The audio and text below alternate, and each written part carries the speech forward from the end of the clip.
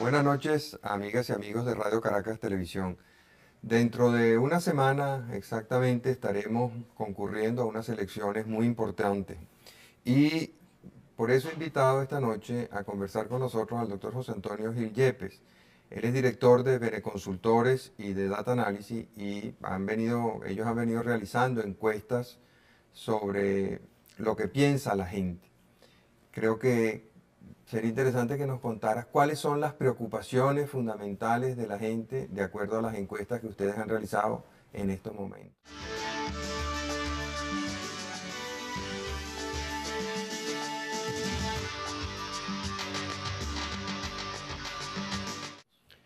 Marcel, las preocupaciones fundamentales de la gente en estos momentos son básicamente el problema de la inflación, el desempleo, el problema económico, que tanto a nivel de país como a nivel personal la gente cita como el primer factor de malestar o problema. Y el segundo problema fundamental para la gente es la delincuencia y a nivel de país es la corrupción. ¿Y qué piensa la gente sobre el tema económico? ¿Qué la angustia? ¿Qué siente que está pasando? ¿Qué espera? La gente piensa en un 91% que la política económica del gobierno es mala.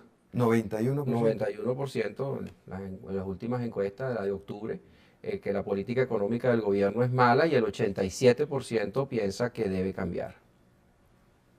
Es decir, estamos frente a una situación que nosotros denominamos dentro de los escenarios de Beneconsultores Data Analysis insostenible, donde el Porque, amor con hambre no dura.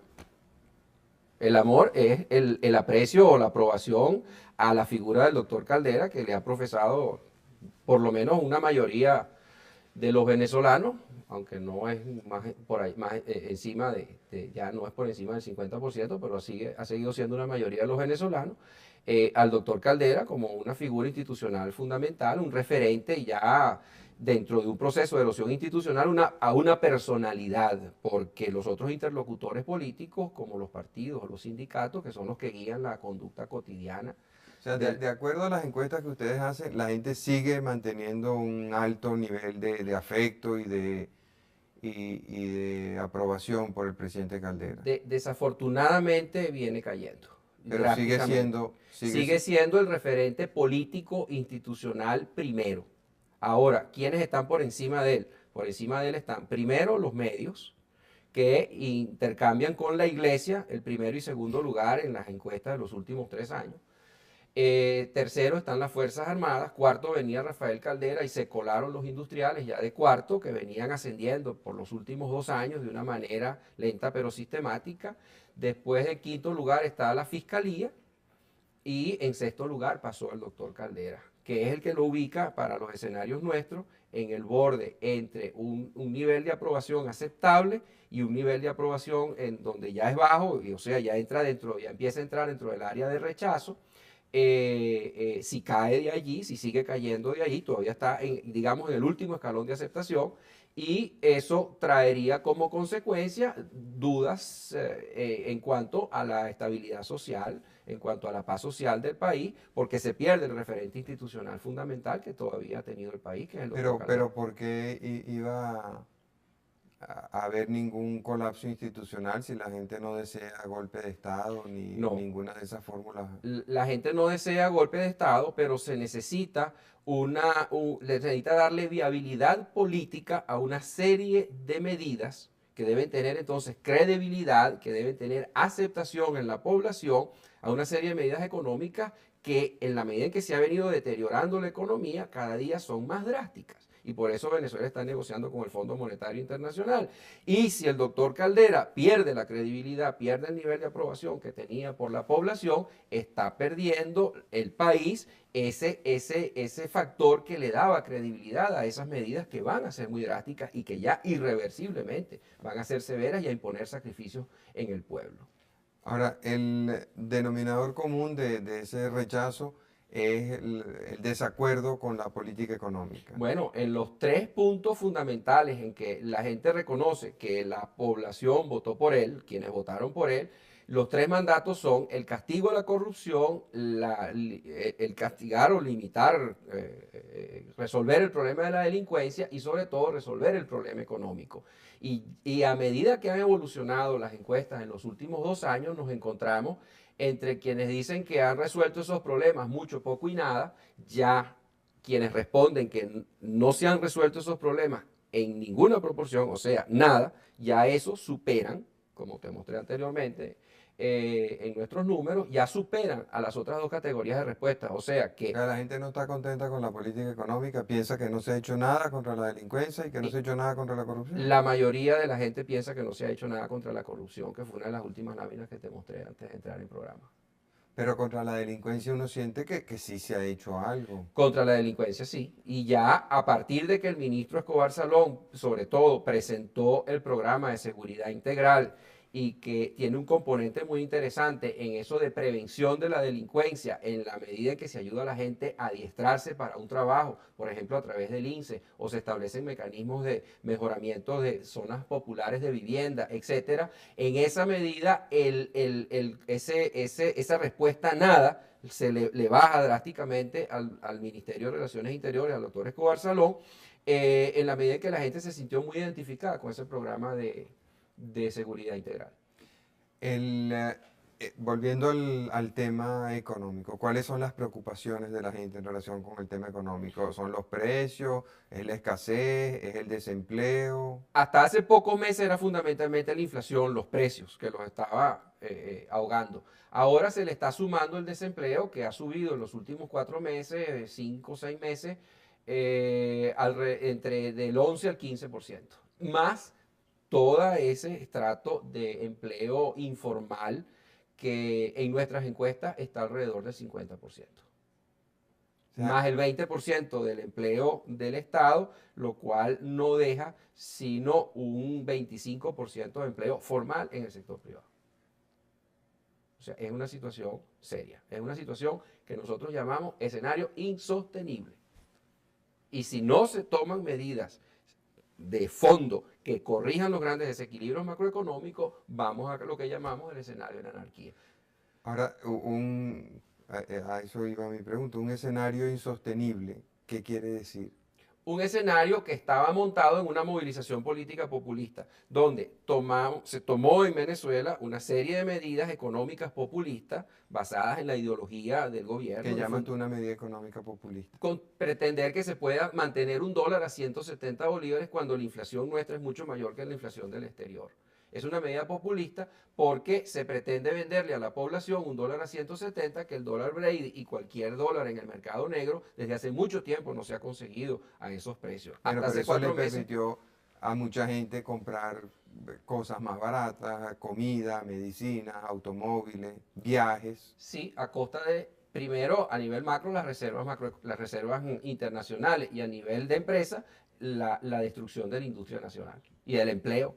Y del empleo mejor pagado que tiene cualquier país, que es el empleo manufacturero, el empleo que transforma las cosas, que añade valor, que es el mejor empleo que se puede pagar en un país. Y ese empleo se está destruyendo. Ahora, esa política es muy difícil de cambiar porque aquí la mayoría de nuestros líderes políticos tienen esa mentalidad socialista y populista que conduce a medidas de ese tipo.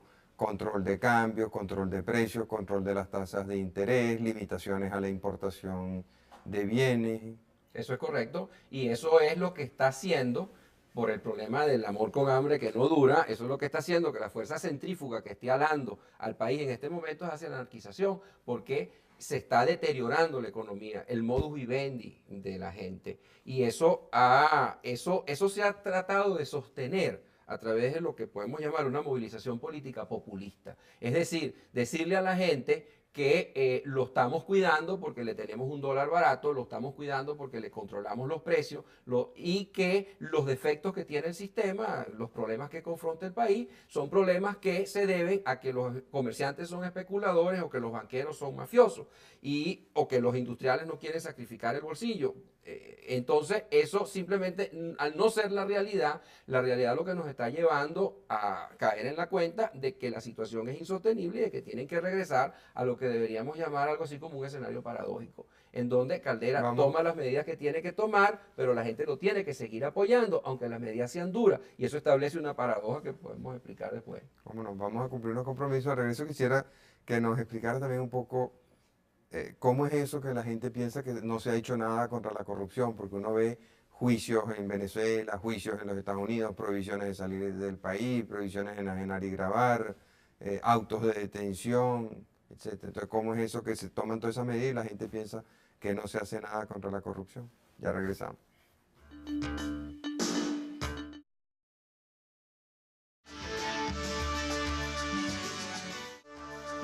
Hace un momento habíamos dejado una pregunta pendiente. Tú dices que la gente, la mayoría de la gente piensa que no se ha hecho nada contra la corrupción. Sin embargo, todos los días los medios de comunicación nos traen información sobre autos de detención, prohibiciones de salida del país, prohibiciones de enajenar y grabar, juicios en Venezuela, juicios afuera contra los banqueros corruptos y sus socios y apoderados, etcétera. Entonces, yo- ¿cómo es que la gente piensa que no se hace nada y ocurren todas Sí, esas porque cosas? para la gente la sumatoria final es muy sencilla. ¿Dónde están los presos? Porque para la gente la interpretación central de los problemas del país es que el país tiene muchos recursos, pero esos recursos han sido distraídos a través de la corrupción. Entonces, para la gente, los autos de detención, las acusaciones, la movilización contra la especulación, contra los banqueros que se fugaron, contra los políticos, es que simple y llanamente no hay nadie castigado. Ahora, esa pregunta es fundamental para poder implementar las medidas económicas, porque las medidas económicas que requieren sacrificio tienen que pasar por darle viabilidad política, no es simplemente tomar medidas muy acertadas económicamente, tiene que haber una movilización política racional y la movilización política racional es un toma y dame, es aumentar el precio de la gasolina, aumentar los impuestos, etcétera, aumentar el ticket del metro, pero a la vez tienes que pasarle el mensaje claro de que los sacrificios se reparten parejo y eso pasa por el castigo de la corrupción, que es el principal instrumento para transmitir esa noción al pueblo, que desafortunadamente fue el principal error que cometió el expresidente Pérez, al dejar que se entendiera de que había sacrificios para mucha gente, pero en la medida en que se dejó que se transmitiera la noticia de que había un supuesto entorno que se beneficiaba de algunas cosas, muy particularmente en esa medida la gente repudiaba los sacrificios. A lo mejor el error de él fue, como tú dijiste, permitir que se difundiera esa noticia. Entonces, este gobierno en ese caso, pues lo que podría es impedir la difusión de noticias de ese tipo. Bueno, yo creo que ni Pérez ni este gobierno van a atentar contra ese nivel de libertad de expresión, pero no es cuestión de que los medios puedan crear o prefabricar noticias que no existan, es que simplemente, bueno, surgen una serie de vínculos y una serie de suposiciones por quién nombres tú en un cargo o en otro, y entonces a través de allí se interpretan cosas que pueden ser o no ser. De, de acu- Pero uno de los elementos fundamentales al tratar de pasar un programa de ajustes económicos que exigen sacrificio y que son inevitables, como lo eran en el 89, lo son hoy en día, es que no puede haber la percepción de que los sacrificios no se repartan parejo. ¿Y tú crees que la gente, tú crees no, de acuerdo a las encuestas que ustedes hacen, la gente piensa que hay corrupción, acaso? Bueno, la gente tiene la corrupción como el segundo problema del país, por debajo de la inflación. Y el Pero lo tercer tiene problema a porque, nivel personal. pero lo tiene porque siente que no se ha castigado la corrupción del gobierno anterior o porque piensa que hay corrupción en este gobierno. Porque la justificación más común es esta, cuando uno le pregunta en las encuestas, bueno, ¿por qué me dice usted que la corrupción es un problema? Ah, porque yo soy pobre, o porque el país tiene problemas, o porque el país no funciona mejor, o porque la administración pública no me atiende bien, o no tiene los recursos con que atenderme, como lo que sucede en los hospitales, etcétera, porque los dineros se los distrajeron. Y se los distrajeron directamente porque los robaron o porque los malutilizan, porque utilizan el cargo público y el presupuesto público para hacer clientelismo partidista. Lo que hicieron los adecos, los copellanos, los masistas, en este momento la gente no piensa que hay ninguna diferencia con los convergentes y con más. Es decir, es el mismo clientelismo, es la misma repartición de cargos y La gente presupuestos. no percibe una diferencia entre En, Acción Democrática o en COPEI. absoluto lo están percibiendo. No con respecto al Partido Convergencia ni con respecto al gobierno. Que Lo que piensa la que gente Convergencia es igual a distingue, los demás lo que la partidos. gente distingue, curiosamente, es la figura del presidente Caldera, que todavía la tiene de cesta, En cambio, el gobierno bajó en la lista nuestra de las 18 instituciones que evaluamos casi todos los meses en la encuesta Omnido Data Analysis, lo tiene de penúltimo al gobierno. Por debajo están los partidos, que siempre están en el último nivel de evaluación, como los peores. Pero ya llegó el gobierno al penúltimo lugar. Eso es lo que la gente percibe. O sea, el único que distinguen es al presidente Caldera. Y a qué atribuyes tú eso? A que ellos no han sabido, que ellos no han respondido a la oferta de saneamiento, a la oferta de honestidad, a la oferta de transparencia por la cual la gente que votó por Caldera y los que no votaron por Caldera se imaginaron que la figura honesta del doctor Caldera iba a implementar una política completamente distinta. Fíjate, en Argentina acaba de haber elecciones y el presidente Menem obtuvo mayoría absoluta y sin embargo no había ningún castigo a la corrupción. No hubo un castigo a la corrupción, pero hubo una gran transformación institucional que si bien no llegó a grandes manifestaciones de reformas democratizadoras, como llamábamos tú y yo como autores principales, más y mejor democracia, y que siguen estando planteadas y que siguen siendo necesarias para Venezuela y todos estos países en vías de desarrollo, sí hubo una reforma fundamental que castigó al clientelismo y la corrupción en su mayor medida, que son las privatizaciones. Y una de las causas por la cual el expresidente Pérez desafortunadamente está ubicado en la posición que está ubicado hoy en día es porque no aceleró suficientemente las privatizaciones. No solamente porque él no las haya impulsado o suficiente, desafortunadamente también porque la comisión del Congreso que manejaba las autorizaciones para las privatizaciones, presidida por el doctor Luis Raúl Matos Azócar en buen tiempo, de aquella época, por allá por los 91, 92, desafortunadamente también presentó demasiadas trabas, porque significaba desarticular, desarmar todo el enorme mecanismo de distribución de cargos públicos y de contratos y presupuestos. Y recordemos que la administración pública descentralizada, esa que está sujeta principalmente a descentralización, representa no menos del 60% del gasto público consolidado. O sea que cuando nos debatimos en el Congreso por aprobar un presupuesto, lo que estamos discutiendo es lo que se hace con el 40% de los dineros del público. Ahora, perdona, hay algo que me confunde. Tú dices que quien más se opuso a las privatizaciones durante el gobierno del presidente Pérez fue el doctor Matos Azócar. No, no el doctor Matos Azócar, el entorno político completo. Porque es entregar una enorme cuota de poder. La privatización no es solamente una medida económica, la privatización es una medida política muy profunda. Entonces, ¿por qué mencionaste al doctor Matos Azócar? Bueno, porque él era presidente de la comisión. Ahora, si él era el presidente de la comisión que dificultó las privatizaciones, ¿cómo entiende uno que es el zar de la política económica de un gobierno que está diciendo que quiere privatizar? Bueno, porque la intención no es verdaderamente privatizar, la intención es arrastrar los pies para ver que no privatizan. ¿Tú crees que el gobierno le está mintiendo al país cuando le dice que quiere privatizar? Yo creo que sí. Yo creo que van a privatizar si no les queda más remedio al 15 o el 30 para pagar una quincena, que fue lo que pasó con la CABN y que fue lo que pasó con la línea aeropostal venezolana. Pero yo no creo que la intención sea privatizar, como no creo que la intención sea aumentar la gasolina, como no creo que la intención sea llevar el dólar al precio que tiene que tener, sino algún precio llamado dólar social, que cuando lo pongan a ese precio, el dólar va a correr en estampida. Pero fíjate, las privatizaciones pueden ser una negociación para ello. El otro día leí en el periódico que el abogado que lleva la privatización de la línea aeropostal venezolana le está cobrando al gobierno 280 y tantos millones de bolívares de honorarios profesionales. Es que el negocio Eso no es lo la... puede repartir con el Ah, que le dio el contrato, qué sé bueno, yo. no sé, ese señor y ese caso en particular no conozco, pero más bien casi que me está dando la razón, porque el negocio como que es mantener el proceso de privatización en marcha, pero no privatizar.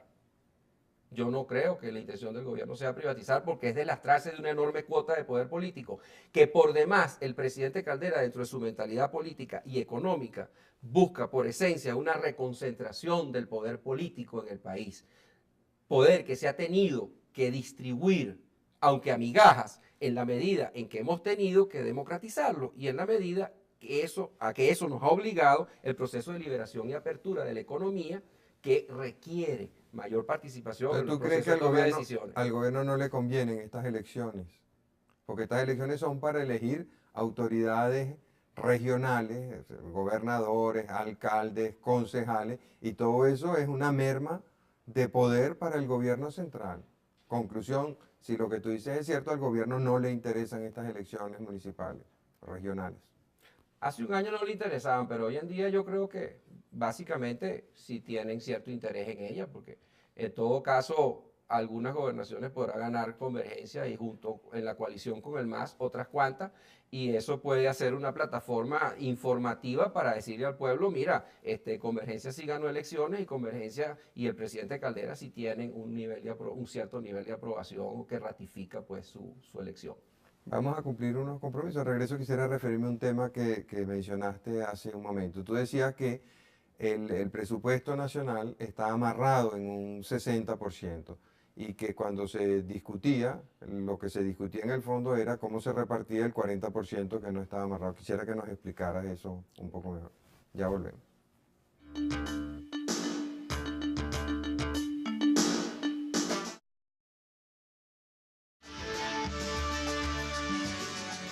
Hace un momento tú nos dabas a entender que la discusión del presupuesto es banal porque la mayor parte de ese presupuesto ya está comprometida. Es banal por dos cosas, o es relativamente minoritaria en su consecuencia por dos cosas, porque el 40% del gasto público consolidado es lo que se está discutiendo en el presupuesto nacional. El otro 60% lo maneja la administración descentralizada. Por eso es que es muy jugoso no privatizar para el estamento que siempre ha manejado eso, que son básicamente los partidos políticos y en alguna medida alguna cuota sindical. Y del 40% que se discute en el Congreso, con el presupuesto nacional, hay un buen 70-80% que está amarrado en una serie de compromisos preestablecidos legales, con lo cual lo que queda como algo con lo cual el gobierno puede manejarse con cierta libertad es un 20-25%, es un 20-25%. Pero regresando al tema de Argentina y México, con el tema de las privatizaciones, en la gran reforma institucional que ellos producen y lo que les da mucha viabilidad, no solamente económica, y les produce recursos para financiar la reforma económica, sino viabilidad política, porque al privatizar por los cientos y los miles de empresas en esos países, ellos producen una gran reforma política, un gran paso adelante en esa privatización, porque deslastran al país de grandes mecanismos de iniquidad, de rabia que produce el que los dineros del público se maladministren en contratos y en cargos, etcétera, adjudicados simple y llanamente a través del clientelismo, a través del amiguismo, y no a través de lo que debe ser, y generalmente productoras de pérdida. Cuando las privatizan tienen que producir ganancias porque si no desaparece. Entonces, una respuesta posible a esa inquietud que tiene la gente por la mala situación económica, ¿tú crees que sería privatizar? Al privatizar el Estado deja de perder tanto dinero, el, todos esos pactos políticos que se basan en el clientelismo pierden su Sí, razón de ser. yo creo que es más la única vía que tiene el gobierno y el país llamado Venezuela para resolver el apretón económico en que nos hemos metido innecesariamente en estas circunstancias, si no quiere ir a través del Fondo Monetario Internacional y lo quiere hacer en Venezuela a través de la Agenda Venezuela u otro mecanismo, si quiere tener éxito y no meternos en situaciones mucho peores que las que ya tenemos a través de medidas mediatizadas, mal administradas, que ideológicamente no son aceptadas, es a través de una privatización masiva en la cual todas las empresas de la CBG le produzcan entre 3 a 4.500 millones de dólares al país. En las empresas como Planta Centro y otras eléctricas les produzcan unos 2.000 millones de dólares más. Los hoteles y otros mecanismos de empresas del Estado, más yo diría que pagar de una vez la deuda externa para no seguir cargando al presupuesto nacional con un 25% de servicio de la deuda que no se puede utilizar ni un centavo de eso en gasto ni siquiera social en el país, es vender una de las operadoras petroleras y pagar con esos 30-40 mil millones de dólares, pagar la deuda externa en su totalidad, empezar borrón y cuenta nueva. Esa medida que a su vez requiere una serie de decisiones o políticas económicas, como asegurarle tarifas racionales y adecuadas a las empresas Perdona que te privatizadas. interrumpa. Tú dices que la solución es privatizar. Entonces yo te pregunto, si la solución es privatizar, ¿cómo me explicas tú entonces que hayan sacado del gobierno a Carlos Alberto Bernardes, que era el único ministro, bueno, sí, el único ministro que hablaba a favor de las privatizaciones, era además el responsable de las privatizaciones, y que le hayan dado todo el poder económico al ministro Matos Azócar, que tú nos dijiste hace un momento, que presidía la comisión que bloqueó las privatizaciones. Bueno, que no le ¿Cómo, gustaban mucho. ok, cómo explicas tú entonces que si vamos a privatizar, el proyecto de ley de mina que se está discutiendo es más estatizante que lo que ya existe? Entonces, ¿cómo es la cosa? Yo no entiendo nada. Bueno, sí, es que a primera vista, si se ve por encima, no se entiende. El problema es que no hay la verdadera intención de hacerlo. Y esa es la única vía hecha en Venezuela que les puede resultar. Bueno, entonces no será por una vía hecha en Venezuela, será por una vía hecha en el Fondo En el Monetario Fondo Internacional. Monetario Internacional. Entonces, ¿Y firmamos un y acuerdo cómo con el son los fondo. programas del fondo? Los programas del fondo llevan un paralelismo. Tú cumples con ciertas condiciones y yo te doy otro tramo más de dinero. O sea, ahí nos van a poner una tarea que tenemos que Es cumplir. correcto como sucedió cuando el presidente Pérez. Ahora, fíjate, cuando el Y presidente entonces, Pérez, que nos pusieron una tarea, el problema es que la tarea que le pusieron al presidente Pérez no le gustaba al presidente Pérez. Entonces la hizo mal hecha. le medio gustaba, la medio entendió. Sí, entonces hizo una parte y dejó de hacer otra. O sea, Ajá. hizo la tarea de literatura, pero la de matemáticas no la hizo. Y por Bueno, eso no hizo reforma financiera y por eso toda la corrupción que hubo en el Banco Central y en la banca privada. sí, Pues bueno. todo este desastre. Yo creo que ahora es peor porque si la vía es entonces el fondo, la administración de un convenio con el fondo, por muy bueno que se llegaría a firmar un convenio con el fondo, que no creo que sea esa la intención, adecuarse a esas condiciones.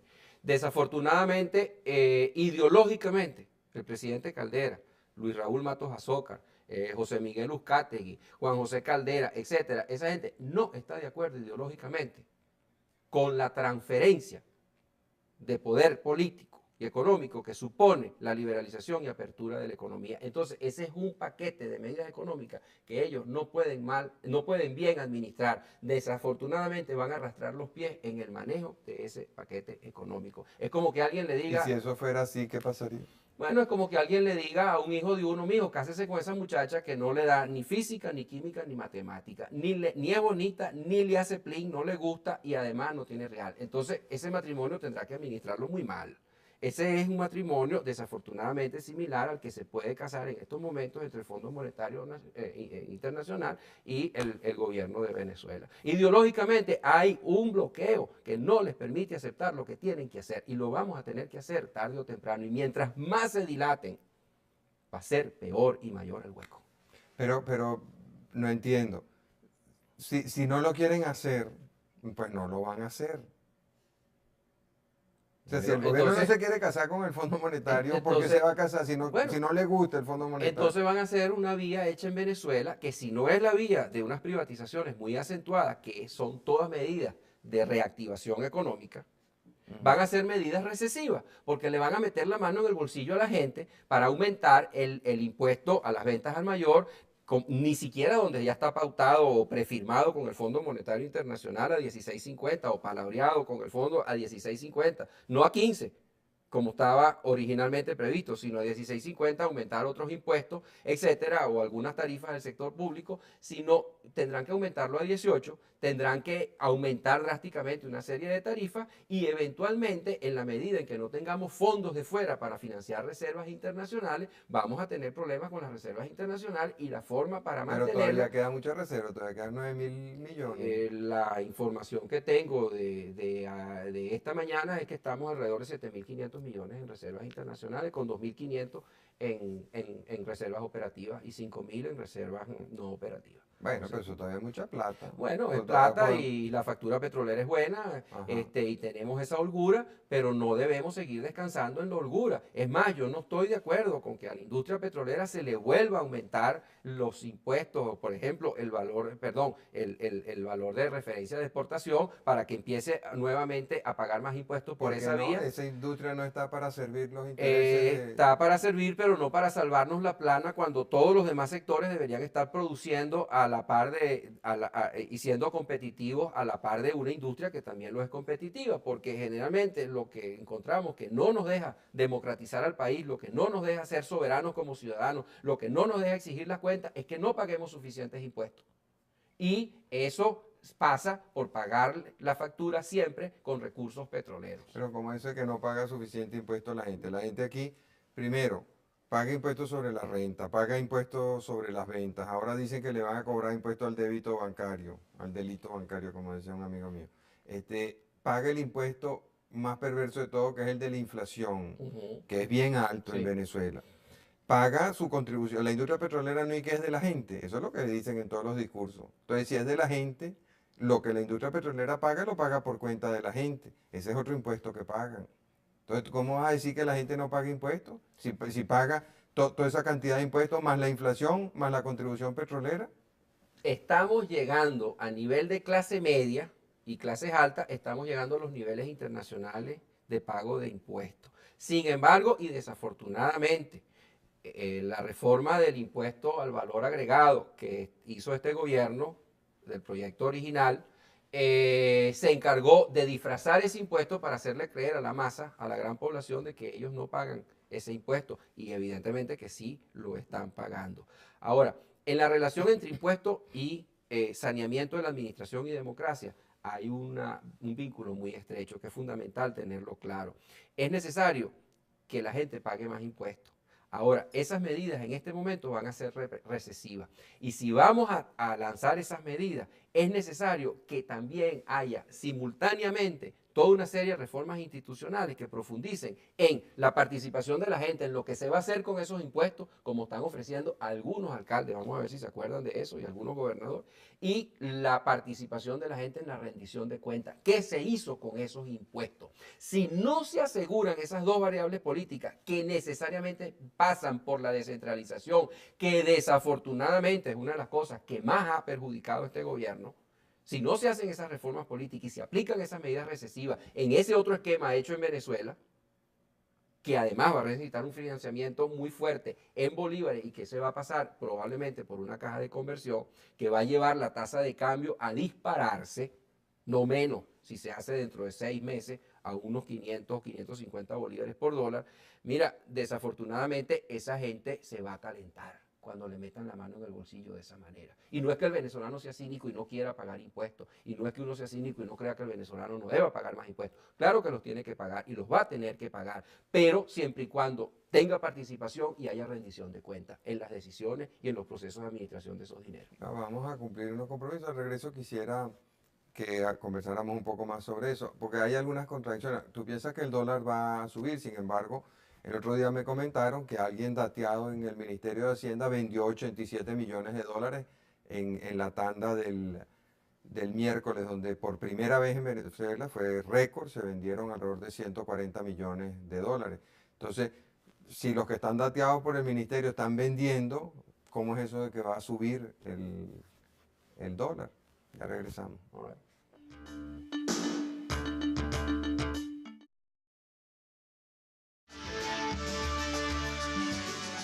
Hace un momento tú nos pintabas un escenario así tenebroso y sórdido donde el dólar se iba a disparar a no sé cuántos y iban a tomar medidas recesivas. Mientras te escuchaba, se me ocurrieron dos reflexiones. Una, ¿por qué crees tú que el dólar se va a poner más caro cuando el miércoles, en el día que batió todos los récords históricos de transacciones en las bolsas de comercio de Caracas, hubo un solo operador que vendió 87 millones de dólares y todo el mundo piensa que estaba dateado en altas fuentes gubernamentales?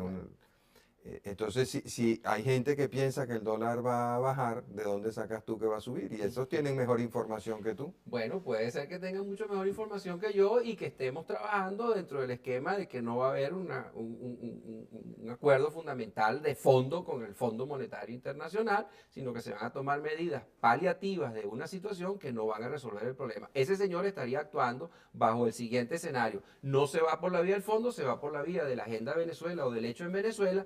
No vamos a devaluar a una tasa creíble, sostenible, que no provoque una gran estampida para comprar dólares, sino que vamos a devaluar a una tasa no sostenible, a una tasa que va a provocar una estampida sobre el dólar, que sería, por ejemplo, el famoso dólar social a 240. Ese señor vendió probablemente unos dólares que había comprado a 200, a 180, a 190, hizo una ganancia a 320, ahora se coloca en ese 320 con suficientes bolívares para que en cuanto empiecen a ofrecer dólares a 240, él los va a comprar. Ese es su escenario, esa es su hipótesis, lo cual Me preocupa si es como es cierto que tú dices que está dateado dentro del mismo Ministerio de Hacienda. Desafortunadamente, eso nos estaría transmitiendo una información de que vamos en las medidas de ajuste por un mal camino.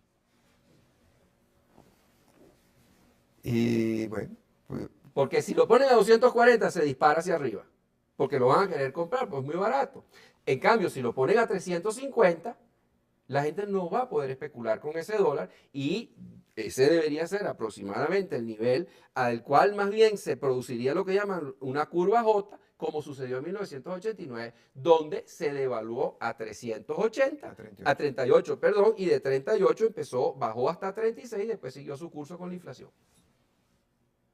Bueno, pudiera ser que estén planteados esos dos escenarios. Vamos a ver Escenario. si el especulador del miércoles tenía razón y estaba bien dateado o si se llega al programa ese con el Fondo Monetario que tú señalas, en el cual me parece que tampoco cree mucho, porque tú dices que al gobierno no le gusta la novia, entonces pues, El matrimonio ese no va a ser matrimonio bueno. va por mal camino. Yo creo que sí. Ahora, tú decías otra cosa que también me preocupó. Tú dices que es necesario tomar medidas recesivas. Eso es muy fácil decirlo, pero vamos a ver la realidad. En los últimos 2 años, con la recesión, o en los últimos 3 años, con la recesión brutal que ha habido en la economía venezolana, se han perdido muchísimos empleos. El desempleo ha aumentado considerablemente, o sea, se ha duplicado el desempleo y además ha crecido muchísimo la economía marginal. Mucha gente, o sea, los despidos han sido muchísimo mayores que el crecimiento del desempleo. Alguna gente pues ha tenido que recurrir al buhonerismo. Entonces, mientras crece el empleo industrial, mientras decrece el empleo industrial, está aumentando el desempleo y el buhonerismo. Entonces, si hablan de tomar más medidas recesivas, pues será otro golpe más para el empleo industrial y significará más desempleo y más buhonería.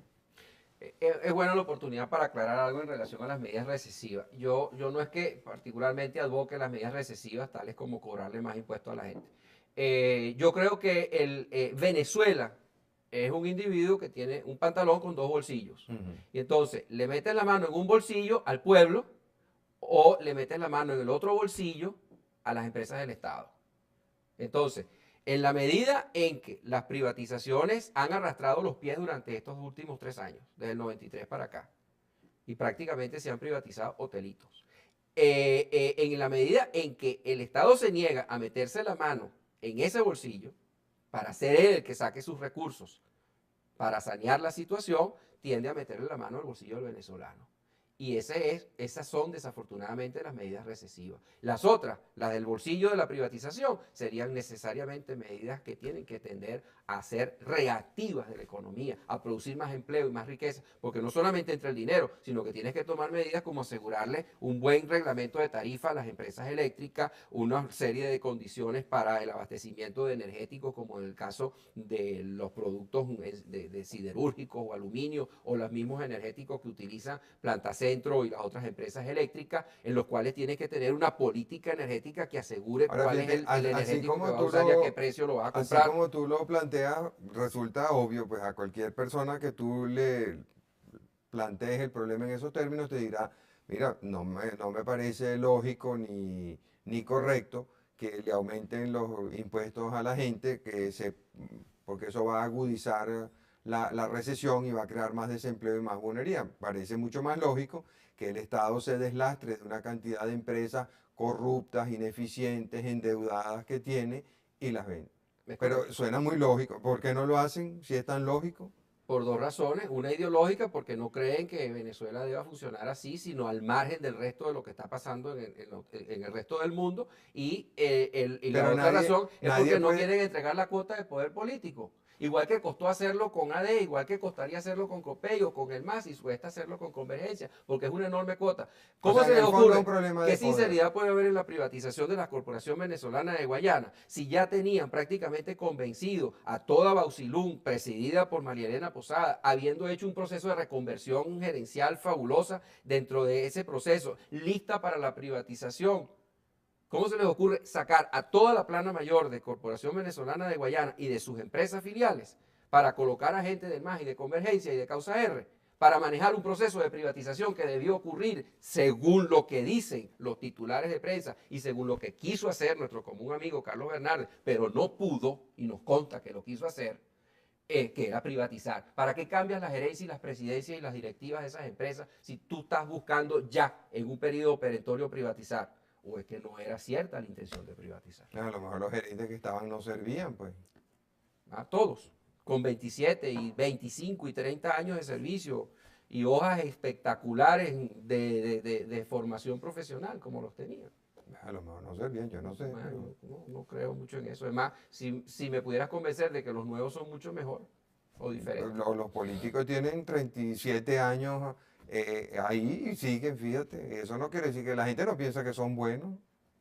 Entonces ellos podrían alegar, ¿cómo nos van a quitar si tenemos 37 años haciéndolo así? Tenemos unas hojas de servicio Pero espectaculares. es que daba lo mismo, es que no valía la pena ni el punto, porque si se iba a privatizar, ¿para qué discutirlo? Si iban a ser sustituidos por los gerentes de los nuevos dueños. Bueno, a lo mejor son estos más competentes para hacer la privatización. Ah, bueno, puede ser, no sé, lo dudo. ¿Por qué? Bueno, porque no tengo ningún elemento de juicio para pensar que era necesario toda esa remoción de gente de trayectoria, de una tecnocracia que ya, por otro lado, habría que reconocer que se iba saneando y se iba formando en estas empresas del Estado. Por ejemplo, en el caso de Bauxilum, pues lo conocí muy de cerca, y que veo que eran personas que ya estaban totalmente preparadas para administrar un proceso de privatización. Yendo a otro tema, en las encuestas, ¿ustedes han hecho alguna encuesta sobre los posibles resultados de las elecciones de la semana que viene? Bueno, tenemos algunas encuestas en diferentes estados, claro. ¿Qué, qué, Ninguna encuestadora tiene todos los sí, estados. qué comentarios de tipo general pudieras hacer? ¿Tú crees que la concurrencia va a ser importante o crees que va a haber mucha abstención? ¿Tú crees que va a Ajá. haber elecciones muy peleadas? ¿Crees que va a haber, que va a ser pacífico todo el proceso? ¿Temes que en algunos sitios pueda haber Ok. violencia? Bueno, yo creo que uno de los potenciales grandes perdedores es Causa R, quien apunta a perder Bolívar y en manos de Jorge Carvajal de Acción Democrática y con Antonio Ledesma en el Distrito Federal, ganándole a Aristóbulo Isturi. Evidentemente que yo veo ahí dos focos potenciales importantes de tensión. Curiosamente, otro foco de tensión que se puede identificar también se vincularía con Causa R, donde vamos a tener unas elecciones relativamente parejas en el Zulia, en donde Arias Cárdenas, que es el candidato de Causa R, sí tiene un potencial importante para ganar. Entonces, más bien el estado que le quedaría a Causa R sería el Zulia. Creo que hay estados en donde probablemente la victoria sea evidente, como el estado de Nueva Esparta con Virgilio Ávila Viva, o con Orlando Fernández en el Lara, o con Didalco Bolívar en Aragua. Creo que Eduardo Lapi de Convergencia, casualmente, ganaría en Yaracuy, y es posible que Walter Aranguren también tenga por lo menos de una pelea muy fuerte en Trujillo, quitándole la administración de Trujillo a Acción Democrática. Veo la abstención en unos niveles bastante variables. Yo creo que la abstención en estados donde la credibilidad de la política, la honorabilidad de la política se ha rescatado, sobre todo en el caso, por ejemplo, de Carabobo, que es muy particular en ese sentido, y donde las encuestas revelan que la gente lo que siente fundamentalmente como el gran movilizador político es que se les vaya a la Romer y están votando por el hijo Enrique Fernando Salarromer, porque quieren mantener la sana administración, el decoro y el afán de éxito que le impuso ese señor a esa gobernación. Yo creo que allí el nivel de abstención no va a pasar de un 45%. ¿Y En eso te cambio, parece bueno? bueno, eso es en el país de los ciegos, el tuerto es rey. Entonces, ese yo creo que es uno de los niveles más bajos. Y es un reto muy importante porque a su vez incide allí la otra variable que tiende a explicar la abstención. En la medida en que tenemos mayores ciudades y mayor desarrollo económico, la gente es menos tradicional, la gente se ha liberado de las lealtades primarias con los partidos, y la gente empieza a cambiar y a ser más abstencionista. En otro caso, que también es un estado bastante desarrollado, movilizado urbanamente y en servicios como el estado de Anzoátegui, allí desafortunadamente yo creo que vamos a tener una tensión bastante importante.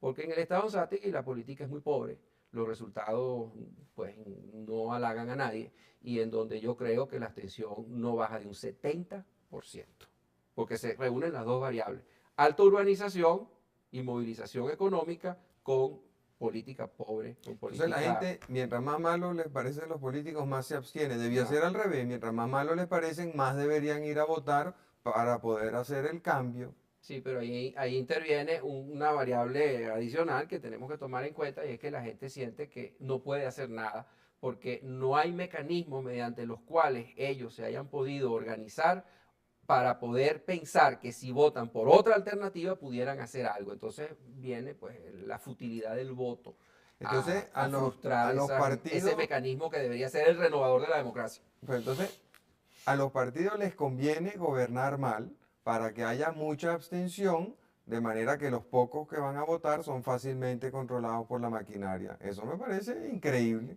Desafortunadamente, esa conclusión lógica que usted está sacando es cierta. Entonces, a gobernar bien mal para que la gente se abstenga bastante y seguir en el coroto. Bueno, yo creo que es suicida, pero estamos viendo un suicidio en la economía a nivel nacional y pudiéramos entender que en alguna lógica, pues eso tiene cabida. Oye, espero que la gente reaccione distinto, ¿no? Y que Tienen mientras que más organizar. malos les parezcan los gobernantes, más vayan a votar. Bueno, tienen que organizarse, porque eso es otra cosa que hay que aclarar en el público para no sembrar más anarquía de las tensiones que tenemos. Y es que la gente no puede pretender que vamos a ganar con desplazar a Caldera, con desplazar a D, con desplazar a Copey, con simplemente barrerlos porque no sirven. ¿Y qué pasa después? El vacío, la nada. No. Yo creo que lo que tienen derecho a decir que podemos barrer a Caldera, a Copey o a Acción Democrática, son los que están construyendo mecanismos alternativos para dar expresión popular, masiva, importante a nuevas formas de hacer las cosas. Porque la solución del pinochetazo o del fujimorazo, eso es magia.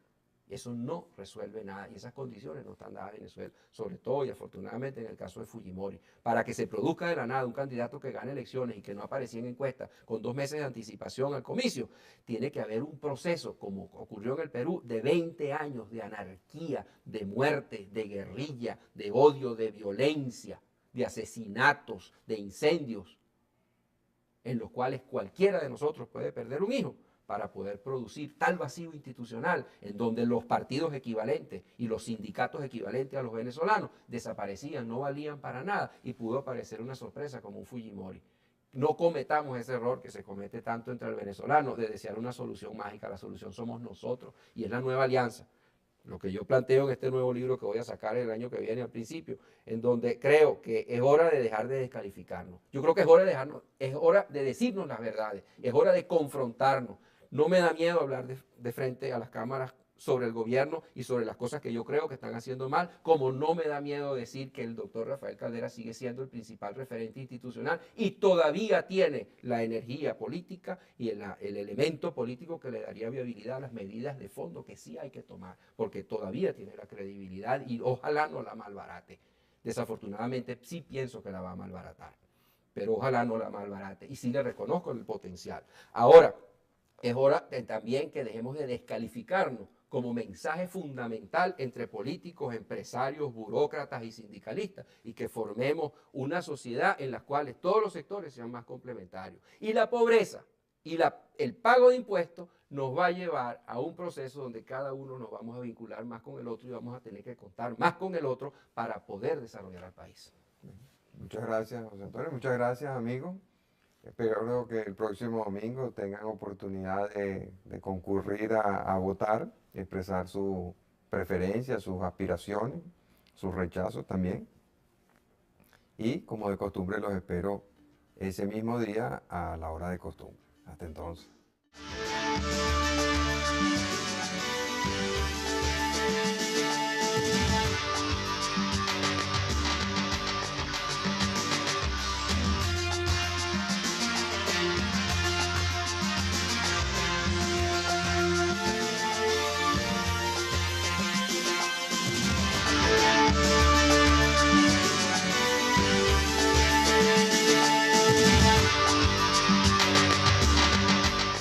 económica populista, donde se tomó en Venezuela una serie de medidas económicas populistas basadas en la ideología del gobierno, ¿Qué llamas tú una medida económica populista? con pretender que se pueda mantener un dólar a 170 bolívares cuando la inflación nuestra es mucho mayor que la inflación del exterior. Es una medida populista porque se pretende venderle a la población un dólar a 170, que el dólar Brady y cualquier dólar en el mercado negro desde hace mucho tiempo no se ha conseguido a esos precios. Bueno, Hasta pero hace eso le 4 meses. permitió a mucha gente comprar cosas más baratas, comida, medicinas, automóviles, viajes. Sí, a costa de, primero, a nivel macro, las reservas internacionales y a nivel de empresa, la destrucción de la industria nacional y del empleo. Y el empleo mejor pagado que tiene cualquier país, que es el empleo manufacturero, el empleo que transforma las cosas, que añade valor, que es el mejor empleo que se puede pagar en un país. Y ese empleo se está destruyendo. Ahora, esa política es muy difícil de cambiar porque aquí la mayoría de nuestros líderes políticos tienen esa mentalidad socialista y populista que conduce a medidas de ese tipo. Control de cambios, control de precios, control de las tasas de interés, limitaciones a la importación de bienes. Eso es correcto. Y eso es lo que está haciendo, por el problema del amor con hambre que no dura, eso es lo que está haciendo que la fuerza centrífuga que esté alando al país en este momento es hacia la anarquización, porque se está deteriorando la economía, el modus vivendi de la gente. Y eso se ha tratado de sostener a través de lo que podemos llamar una movilización política populista. Es decir, decirle a la gente que lo estamos cuidando porque le tenemos un dólar barato, lo estamos cuidando porque le controlamos los precios y que los defectos que tiene el sistema, los problemas que confronta el país, Siente que sí se ha hecho algo. contra la delincuencia, sí. Y ya a partir de que el ministro Escobar Salón, sobre todo, presentó el programa de seguridad integral y que tiene un componente muy interesante en eso de prevención de la delincuencia, en la medida en que se ayuda a la gente a adiestrarse para un trabajo, por ejemplo, a través del INSE, o se establecen mecanismos de mejoramiento de zonas populares de vivienda, etcétera. En esa medida, esa respuesta nada le baja drásticamente al Ministerio de Relaciones Interiores, al doctor Escobar Salón, en la medida en que la gente se sintió muy identificada con ese programa de seguridad integral.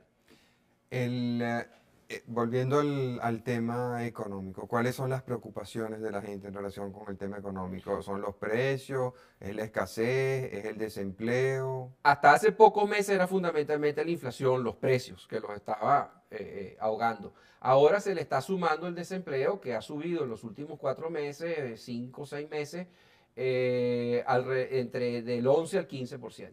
Más todo ese estrato de empleo informal que en nuestras encuestas está alrededor del 50%. O sea, Más el 20% del empleo del Estado, lo cual no deja sino un 25% de empleo formal en el sector privado.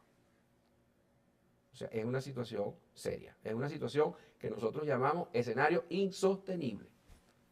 Y si no se toman medidas de fondo que corrijan los grandes desequilibrios macroeconómicos, vamos a lo que llamamos el escenario de anarquía.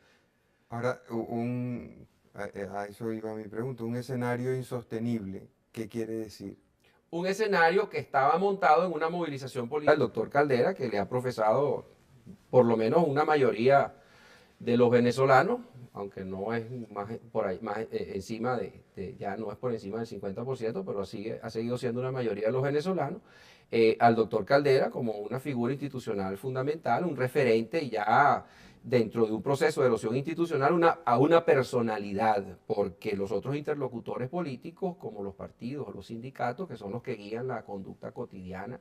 O sea, de acuerdo a las encuestas que ustedes hacen, la gente sigue manteniendo un alto nivel de afecto y de aprobación por el presidente Caldera. Desafortunadamente viene cayendo. Pero sigue Sigue siendo el referente político institucional primero. Ahora, ¿quiénes están por encima de él? Por encima de él están primero los medios, que intercambian con la iglesia el primero y segundo lugar en las encuestas de los últimos 3 años. Tercero están las Fuerzas Armadas. Cuarto venía Rafael Caldera y se colaron los industriales ya de cuarto, que venían ascendiendo por los últimos 2 años de una manera lenta pero sistemática. Después de quinto lugar está la Fiscalía y en sexto lugar pasó el doctor Caldera, que es el que lo ubica para los escenarios nuestros en el borde entre un nivel de aprobación aceptable y un nivel de aprobación en donde ya es bajo, y, o sea, ya empieza a entrar dentro del área de rechazo. Si cae de allí, si sigue cayendo de allí, todavía está digamos, en el último escalón de aceptación, y eso traería como consecuencia dudas en cuanto a la estabilidad social, en cuanto a la paz social del país, porque se pierde el referente institucional fundamental que todavía ha tenido el país, que es el doctor Caldera. Pero ¿por qué iba a... Buenas noches, amigas y amigos de Radio Caracas Televisión. Dentro de una semana exactamente estaremos concurriendo a unas elecciones muy importantes. Y por eso he invitado esta noche a conversar con nosotros al doctor José Antonio Gil Yepes. Él es director de Beneconsultores y de Data Analysis y ellos han venido realizando encuestas sobre lo que piensa la gente.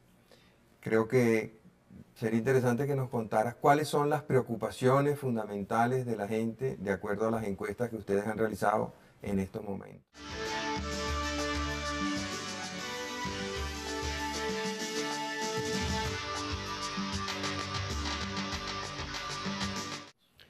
Marcel, las preocupaciones fundamentales de la gente en estos momentos son básicamente el problema de la inflación, el desempleo, el problema económico, que tanto a nivel de país como a nivel personal la gente cita como el primer factor de malestar o problema.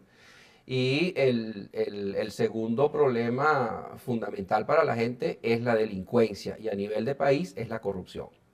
¿Y qué piensa la gente sobre el tema económico? ¿Qué la angustia? ¿Qué siente que está pasando? ¿Qué espera? La gente piensa en un 91% que la política económica del gobierno es mala. 91%. 91% en las últimas encuestas, la de octubre, que la política económica del gobierno es mala, y el 87% piensa que debe cambiar. Es decir, estamos frente a una situación que nosotros denominamos dentro de los escenarios de Beneconsultores Data Analysis insostenible, donde Porque el amor con hambre no dura.